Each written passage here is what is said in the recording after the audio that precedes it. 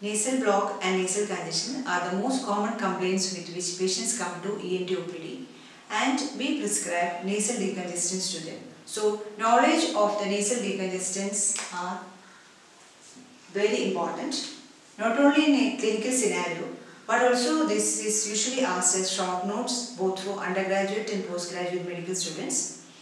So, I'll explain the classification of nasal decongestants, their usage, the mechanism of action, the common side effects, and also rhinitis medicamentosa, which is again a short note, a disease or a side effect of this nasal decongestants which is becoming very common in the general population. This nasal congestion can be due to an allergy, or it can be a vasomotor rhinitis, or it can be a part of as a manifestation of infective conditions, acute rhinitis, or due to any chronic or any other granulomatous. There are so many reasons for nasal block. Whatever it is, the first let us see the physiology of nasal congestion. You know that this nasal mucosa and submucosa are very rich in arteriovenous shunt, and these arteriovenous shunts are capable of modifying the inspired air.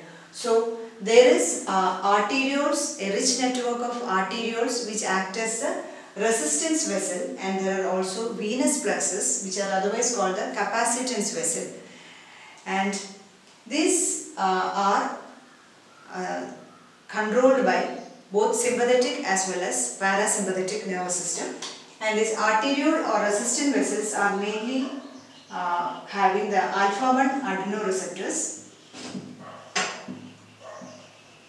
and this venous plexus or the capacitance vessels are mainly influenced by both alpha-1 as well as alpha-2 adrenoreceptors. So, stimulation of these receptors will cause vasoconstriction, that is shrinkage of the vessels, and reduced blood flow. That is where this nasal decongestants act, that is on the alpha-1 and also on the alpha-2 adrenoreceptors. Nasal decongestants can be pharmacologically divided into two groups.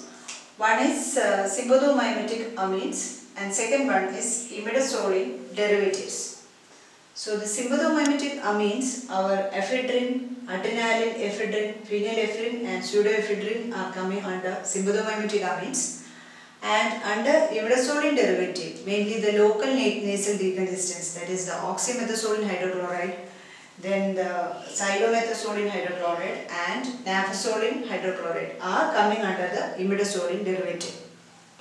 I already told that this nasal mucosa and in the submucosa there is very abundant resistance vessels, that is the arterioles, and also the capacitance vessels or the venous plexus. So, they are under the control of alpha-1 and alpha-2 adrenoreceptors, and the sympathomimetic amines mainly act on alpha-1. They are, sympathomimetic amines are selective alpha-1 adrenoceptors. So, by stimulation of these alpha-1 receptors, this will cause release of noradrenaline, and that will cause vasoconstriction leading to reduction of the nasal congestion. So, they have adrenaline, which is commonly used by us, ephedrine, phenylephrine and pseudoephedrine. And these imidazoline derivatives will mainly act on alpha-2 receptors. They have selective alpha-2 agonist and mainly act on both capacitance as well as on the resistance vessels, and they are oxymetazoline, common ones. They are also nafazoline hydrochloride, so many other names are there, but this oxymetazoline and xylometazoline is the commonly used ones. Okay, and the latency is around 20 minutes and duration of action is around 10 to 11 hours. So, actually there is only the twice daily use is enough for this oxymetazoline and xylometazoline, and these are topical preparations, and this ephedrine, phenylephrine and pseudoephedrines are used orally also. Okay, and their duration of action comes to around 1 to 2 hours, and the side effects are more for this sympathomimetic amines compared to imidazoline derivatives. And another classification, depending upon the duration of action, we can divide it into short acting oral preparations, long acting oral preparation and long-acting topical preparations. As you can see here, this oxymethazolin and xylomethazolin come under long-acting topical or nasal. They are used either as drops or they can be used as nasal sprays. And usually this oxymethazolin is adult dosage is 0.05% nasal drops, and that is adult dosage, and for children we can use it as 0.025% in children. And this xylomethazolin, the usual dose is 0.1%, that is adult, and the half dose in children. Okay, so oxymethazolin it is 0.05 and for xylomethazolin it is 0.1%. And under the imidazolin derivative, another one is which can be given as oral preparation is nafasolin. This again asked as MCQ. A long-acting oral preparation is nafasolin, which is again having an action of around 10 to 11 hours. Nafasolin hydrochloride. So these are long-acting nasal decongestants which can be given topically, oxymethazolin and xylomethazolin. And a long-acting nasal decongestant which can be given orally is one is nafasolin and another one is ephedrine and pseudoephedrine. Usually 15 milligram tablets. The adult dose is 15 to 60 milligram. 15 to 60 milligram. So 15 milligram tablet we can give as once up to thrice daily can be given. And a short acting topical preparation is a phenylephrine. Okay, phenylephrine is a short acting topical preparation. Phenylephrine is usually given as nasal drops. Okay, so these are the this is how we can classify this nasal decongestants into two groups and also according to the duration of action. These nasal decongestants, mainly the oral nasal decongestants, they act on central nervous system and also on the cardiovascular system, and it causes the side effects. So the main side effects, all these, that is the first, second, third and fourth, is mainly caused by oral one, mainly ephedrine. Okay, so it increases, as it causes vasoconstriction, it causes increase in blood pressure and also increases the intraocular pressure. And in central nervous system, it causes nervousness, insomnia, irritability and headache. And in cardiovascular system, it causes palpitation and tachycardia.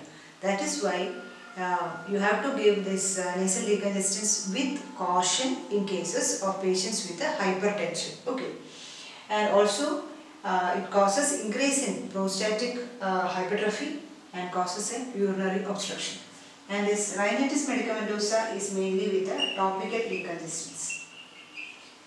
This topical decongestants, if given for more than 3 to 5 days, there is chance of a rebound congestion of the nasal mucosa, and if the patient still uses that, in spite of this rebound congestion, if the patient is continuing with the nasal drops it varies a lot. In some patients, this rhinitis medicamentosa will develop within a period of 2 weeks, and in some patients it may take up to months or years for this rhinitis medicamentosa to develop. So this rhinitis medicamentosa is going to be a very increased incidence of rhinitis medicamentosa is seen nowadays, mainly because of this inadvertent use of topical nasal decongestants, nasal drops, and without, it is available, especially it is available in India without a proper medical prescription.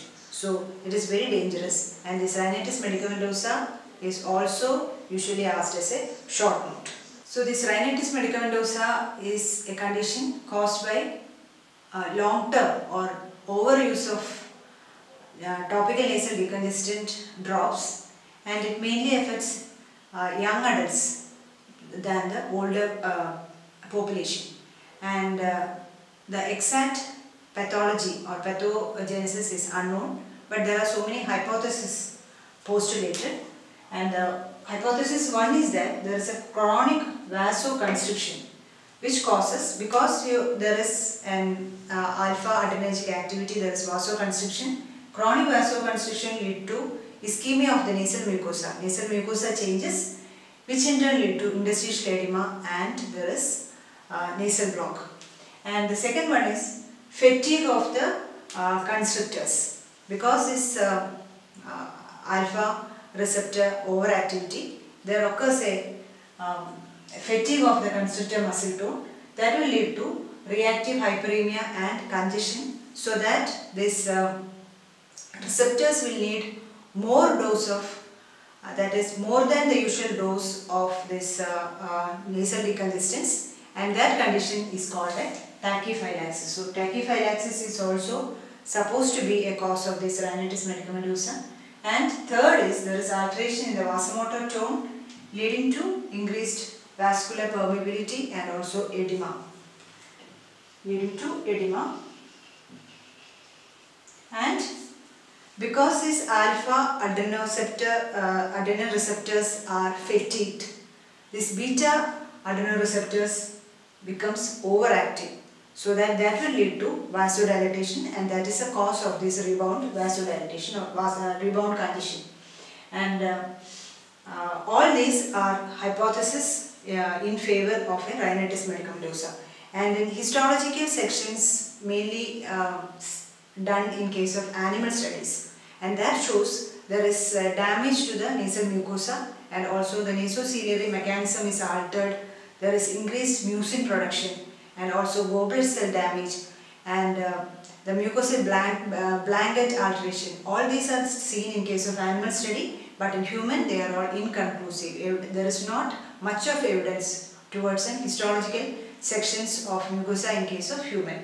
And how will you treat this case of rhinitis medicamentosa? This patient will come and tell you that I am having nasal block. So you will ask, since how long, what is the duration of your nasal block? The patient will tell it as 6 months, or since 3 months or 2 months. So you have to ask specifically for the history of topical nasal decongestants. Surely they will tell you that they are using it for a long time, at least from 2 months to 2 years. Some patients will use it for around 5 years. And that is very important. The history taking is very important. And also you have to go do a very good anterior rhinoscopy and also diagnostic nasal endoscopy to rule out any coexisting nasal or paranasal sinus pathology. And treatment consists of counseling the patient. That is very important. You have to tell the you have to detail the condition to the patient, and patient should be reassured, and the need of stopping the topical nasal decongestant should be explained to the patient. Otherwise the patient will take this as a treatment failure. So that has to be clearly communicated to the patient, and stop the nasal decongestant drops or sprays, whatever the patient is using, and you can replace it. As a patient has got an addiction for putting this nasal drop, you can replace that with the saline nasal drops. So one is stop nasal drops, that is most important one. Then second is counseling the patient.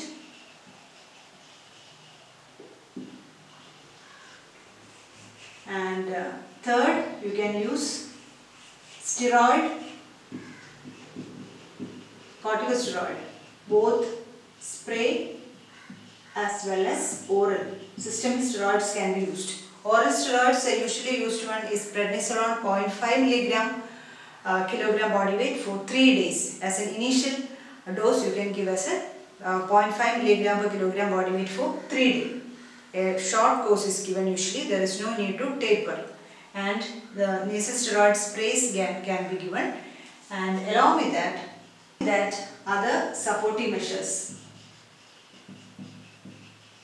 like inferior turbinate steroid injections, mast cell stabilizers, oral adenosine, all these can be given. But the most important one is tell the patient to stop nasal decongestant drops.